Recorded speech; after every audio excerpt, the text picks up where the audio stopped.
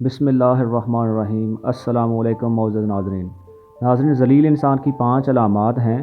ہر وقت ناشکری کرتا رہے، جس سے بات کرنے میں ڈر لگتا ہو، بات سنتے ہی جھگڑنا شروع کر دے، ہر سنی ہوئی بات کو بغیر تصدیق کے آگے بتائے، سب کچھ ہوتے ہوئے بھی لوگوں کے سامنے خود کو محتاج کہے۔